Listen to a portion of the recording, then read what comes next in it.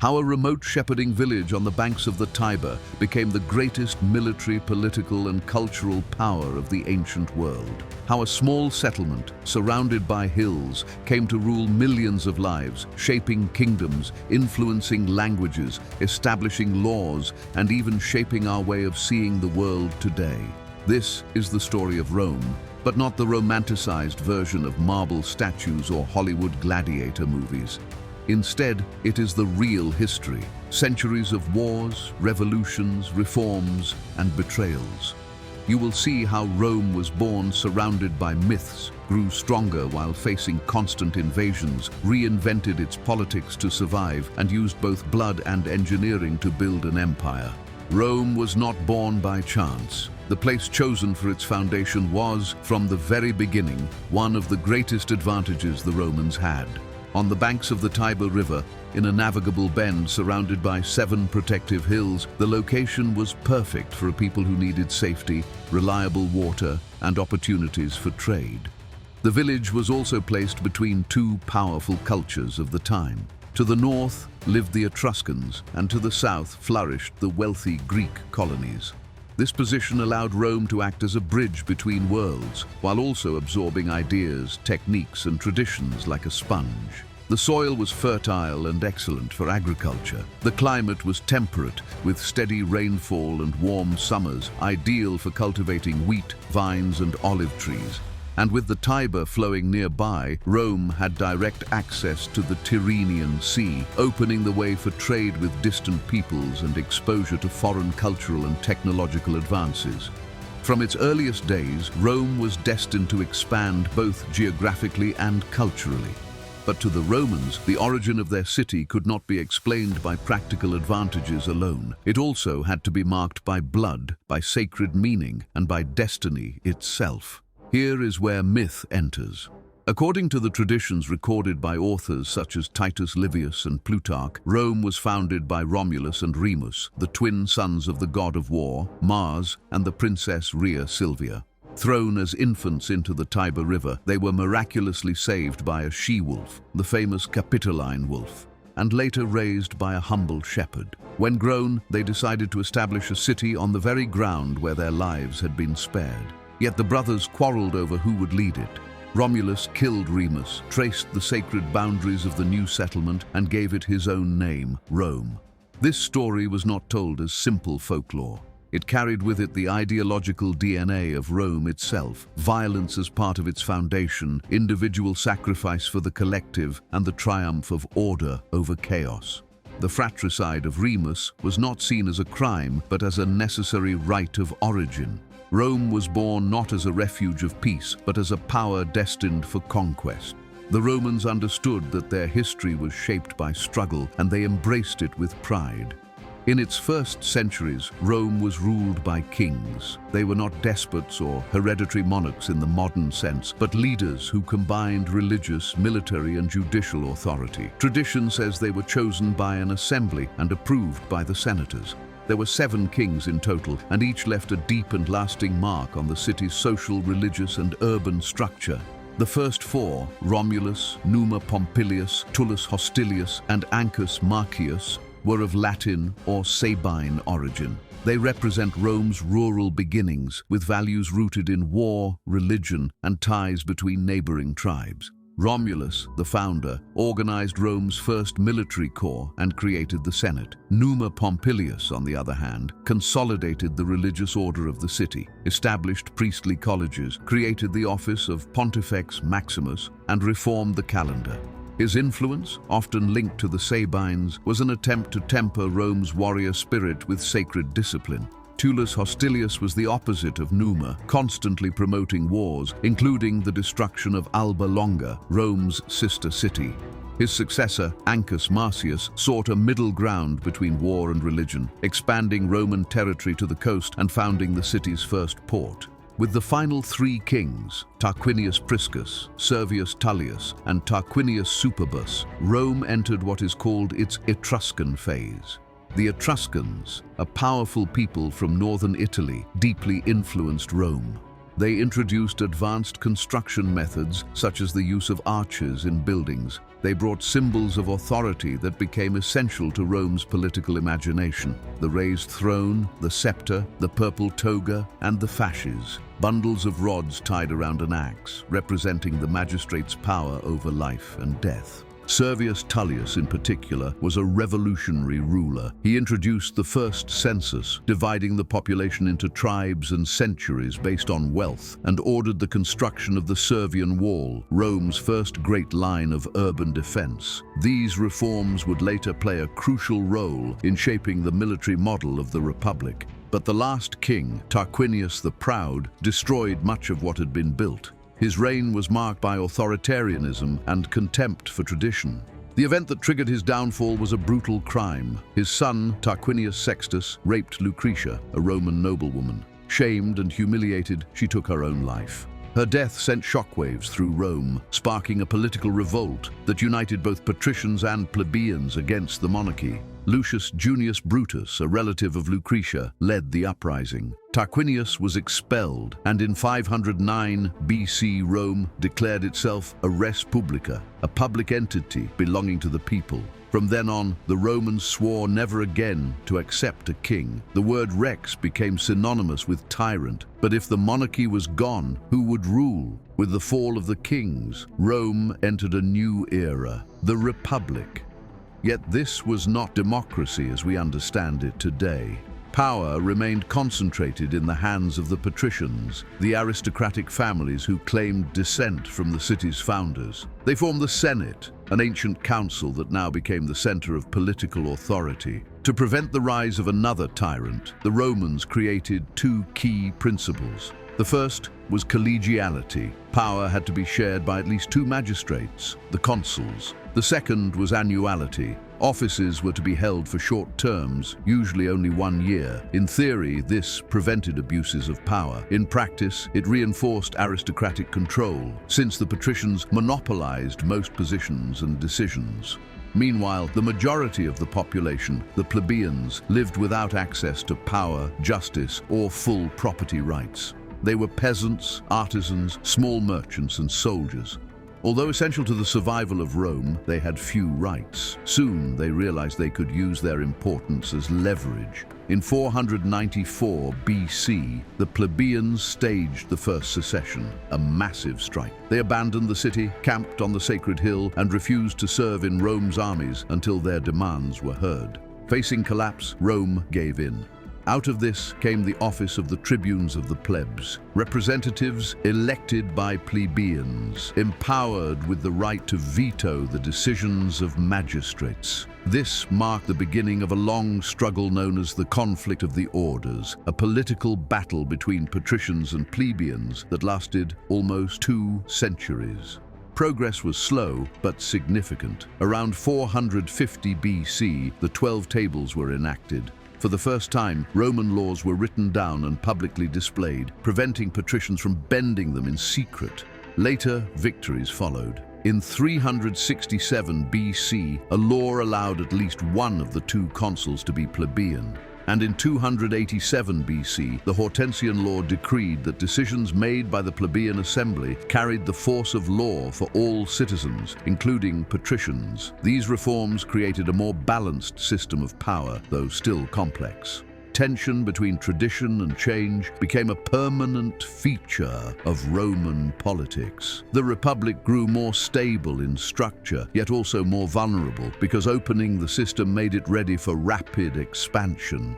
In the centuries that followed, especially during the 3rd century BC, Rome became entangled in countless wars with neighboring peoples: the Volsci, the Equi, the Samnites, the Etruscans, and many more. Among them, the Samnites, mountain warriors from south-central Italy, were the most formidable. Rome fought 3 difficult wars against them. In one, in 321 BC, the Romans suffered a humiliating defeat and were forced to march under the yoke of the Samnites, a ritual of submission.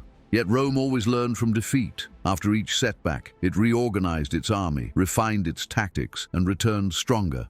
This resilience was one of Rome's greatest strengths. Equally important was its approach to conquest. Rome did not always destroy its enemies. Instead, it offered alliances known as foedera. Allied cities could keep some autonomy, but they had to provide soldiers and swear loyalty. Over time, this created a network of alliances that stretched across nearly the entire Italian peninsula, a Roman Italy long before there was a Roman Empire. Not all enemies could be absorbed so easily. In 390 BC, a new threat emerged from the north. The Senones, a Celtic tribe of Gauls. They crossed the Apennines, defeated the Romans at the river Allia, and marched on Rome. Panic swept the survivors, and the city fell almost without resistance. For days, the Gauls occupied and looted Rome, while the surviving Romans hid on the Capitol Hill. According to legend, it was the sacred geese of Juno that saved them, alerting the defenders to a night attack. In the end, the Romans had to pay a ransom in gold for the Gauls to withdraw. When they protested that the enemy was cheating with rigged scales, the Gallic leader Brennus threw his sword onto the weight and declared, "Vae victis," woe to the defeated. That humiliation left a permanent scar on Roman memory. In response, the city built new defensive walls, the so-called Serbian walls. More importantly, it reformed its army. The old Greek phalanx, rigid and inflexible, was abandoned in favor of the legion, an adaptable force better suited to Italy's mountains and prolonged wars. The Gallic invasion had been a trauma, but it also became a turning point. Rome realized it could never again afford to be taken by surprise. From then on, its expansion intensified with a clear goal: to dominate the peninsula and ensure no enemy could threaten its heart again.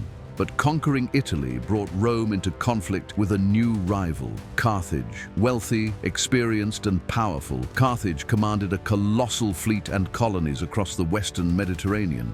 The two powers were about to enter one of antiquity's most epic rivalries. The First Punic War began over Sicily. Rome, still a land power, decided to build a navy from scratch. It copied Carthaginian ships, trained rowers, and added a decisive invention: the corvus, a boarding bridge that turned naval battles into infantry combat, where Romans excelled. After more than 20 years of brutal fighting, Rome emerged victorious. It seized Sicily, Sardinia, and Corsica, and forced Carthage to pay heavy reparations. But this was only the beginning. The Second Punic War produced one of history's most legendary figures, Hannibal.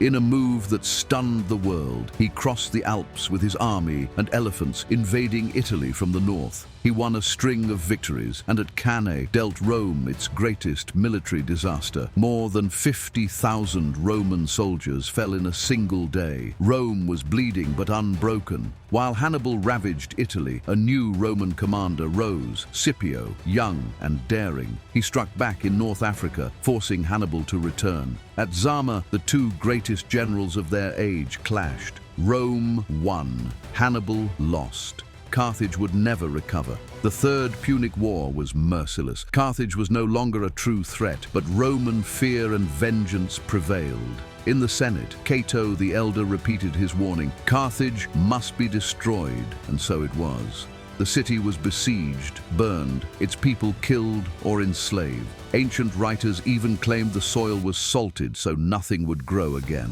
With Carthage gone, Rome became the undisputed master of the Western Mediterranean. It controlled Hispania, North Africa, and the major trade routes. The foundations of empire were in place, though the word empire was not yet used. Victory, however, carried hidden costs. War plunder enriched the aristocracy, while small farmers lost land and livelihoods. Slaves replaced citizens in the fields. Inequality deepened, and tensions within Rome began to boil. At the same time, conquest brought Rome into contact with Greek culture. When Corinth fell, it was not just treasure and captives that came to Rome, but books, philosophers, art, and new ways of thinking. The elite was captivated. Greek became the language of the wealthy. Senators' sons studied rhetoric with Greek teachers. Villas were decorated with statues and frescoes inspired by Athens. For the first time, many Romans began to see themselves not only as rulers of Italy, but as heirs to a wider civilization. Not everyone welcomed this. To some, Greek influence represented luxury, softness, and the erosion of traditional Roman virtues, discipline, austerity, and duty. While the nobles imitated Greek culture, Rome's social fabric frayed, land concentrated into fewer hands. The backbone of the Republic, the small landowners who had once filled the legions, were driven into poverty. Thousands crowded into Rome, landless and voiceless. It was in this climate that two reformers appeared, the Gracchus brothers, Tiberius and Gaius. As tribunes of the people, they tried to break the cycle of inequality and restore balance to Roman society. The Gracchus brothers had tried to heal Rome's wounds. They pushed for the redistribution of public lands, limits on the great estates, and subsidies for wheat. Their reforms aimed to restore balance between rich and poor, city and countryside, tradition and change.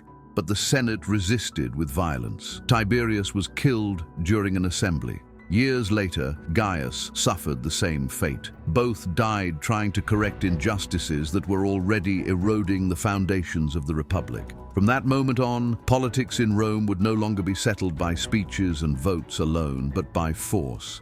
As tensions rose, a new kind of power appeared. Generals with armies loyal to them personally. Rome's wars were longer, fought in distant lands, and the old model of citizen farmers serving in the legions was no longer enough. Out of this crisis came Gaius Marius. A general of plebeian origin, Marius rose to the consulship with popular backing and introduced reforms that transformed the army. He allowed the landless poor to enlist. These new soldiers received pay, equipment, and the promise of land after service.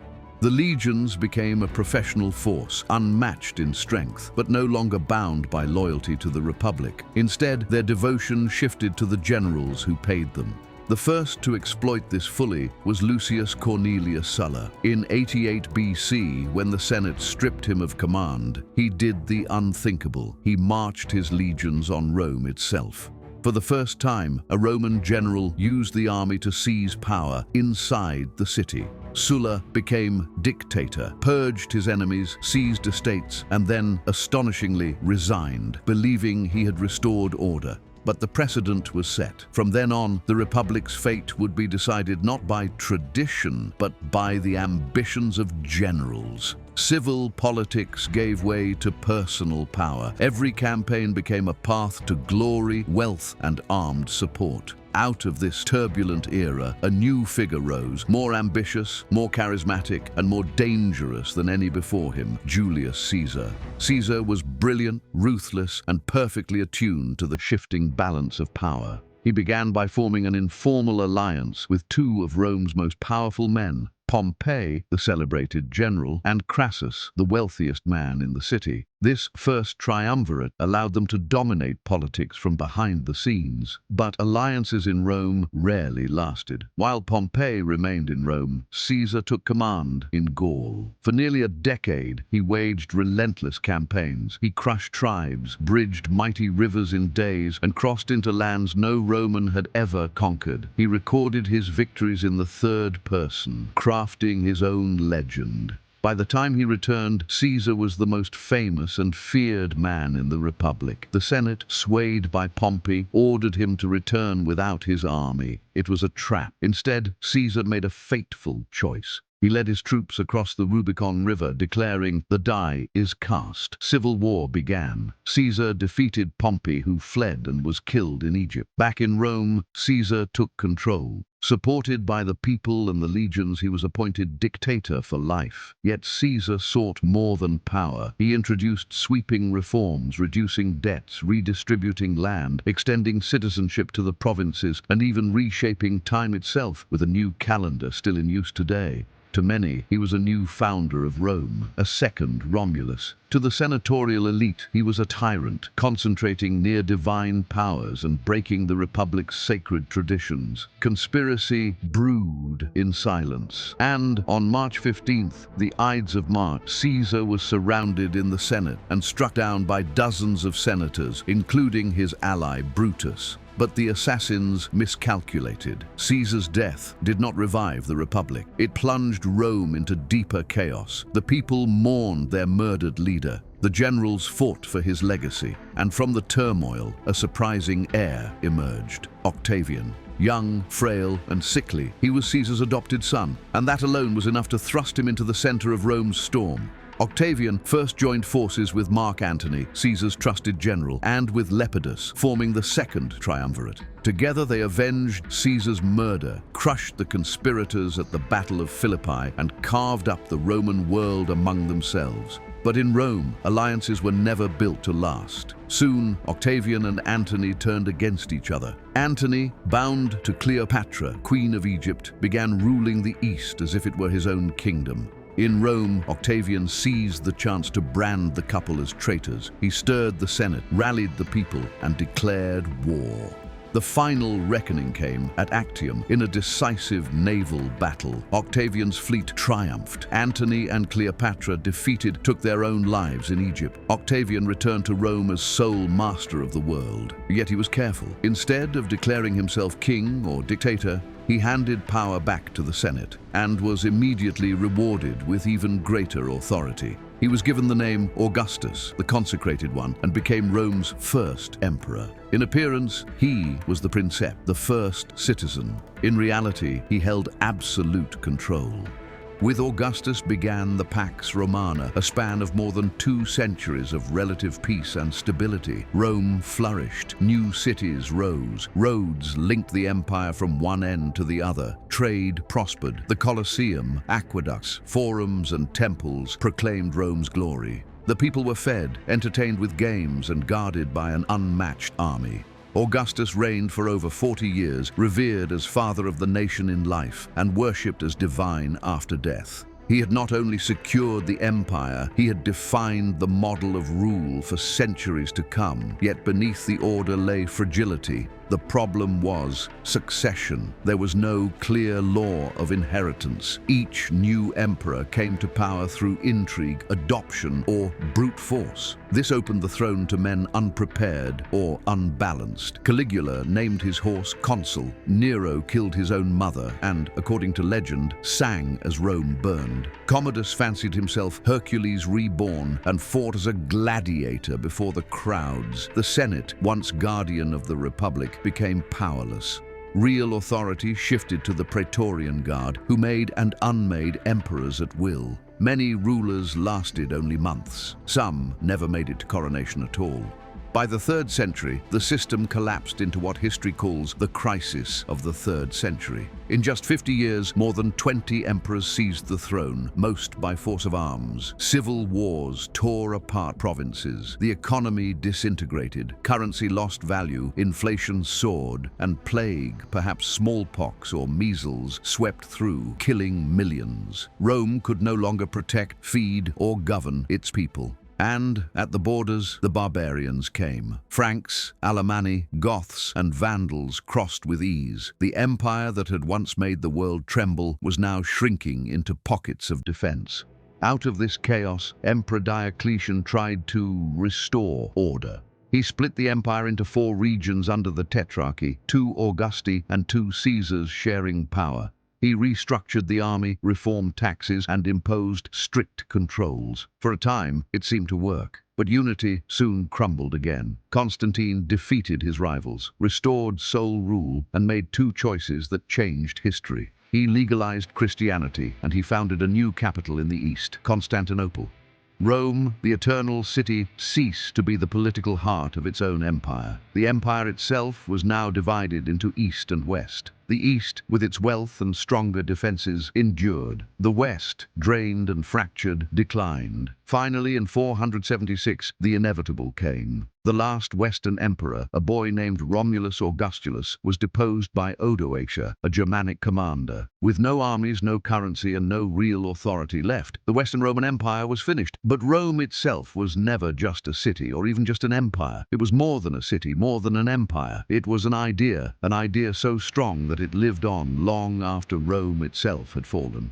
It endured in the barbarian kingdoms that rose from its ashes, in the popes who inherited its sacred authority, and in the emperors of the East who still called themselves Romans for another 1,000 years. Latin shaped the languages of Europe. Roman law became the foundation of Western justice. Roman roads set the paths of trade for centuries. Roman architecture inspired cathedrals, parliaments, and universities. And the very notions of republic, citizenship, and empire carried on, even among peoples who had never set foot in Italy. So I leave you with a question.